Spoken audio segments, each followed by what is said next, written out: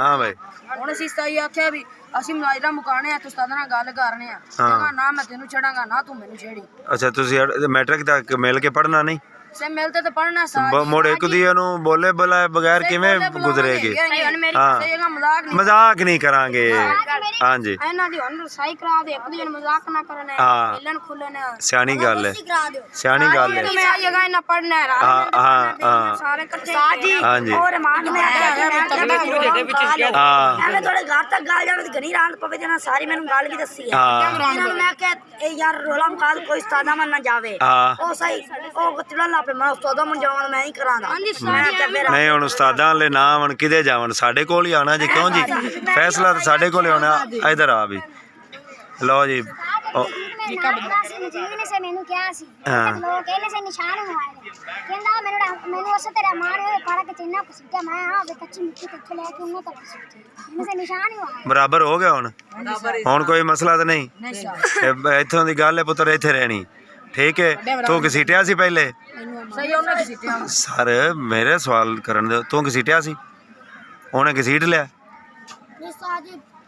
ਸਾਜਾ ਨੂੰ ਮਾਰਦਾ ਪੇ ਸੁੱਤੋ ਸਾਜ ਮੈਂ ਆਇਆ ਸੈਨਾਂ ਤੇ ਲੈ ਗਿਆ ਸੀਟਾ ਮੈਂ ਸਾਜਾ ਨੂੰ ਮਾਰ ਉਹ ਘਸੀਟ ਲਿਆ ਨਾ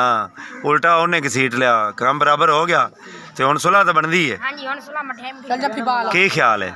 ਬਈ ਨਹੀਂ ਉਹਨਾਂ ਨੂੰ ਪੁੱਛਣ ਦਿਓ ਸੁਲ੍ਹਾ ਤਾਂ ਬਣਦੀ ਕਿ ਨਹੀਂ ਹੈ अच्छे लोग लड़ाई रखते हैं कि सुलह करते हैं आप भाई भाई हैं कट्ठे हैं क्लास में रहना आपने मैट्रिक तक पढ़ना है ठीक है तो नाले परे नाल तो लड़ना बनता ही नहीं तेरे नाल तो लड़ना बेवकूफा का काम है ये सियाना बच्चा है तो तू हर गल नाल हर एक नूं मार दी चपेत हर बंदे ते तू गल पैना है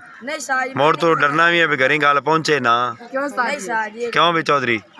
हुण की फैसला तेरा इन्हां नाल की करिए अच्छा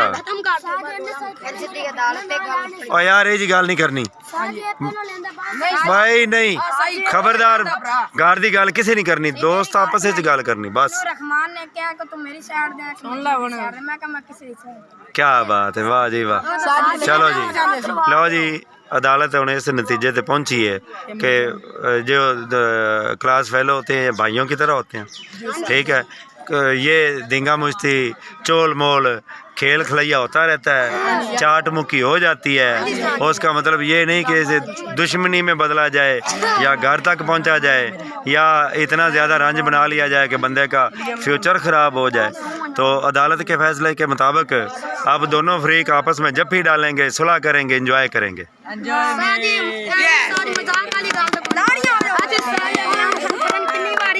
शाबाश प्यारे बच्चे।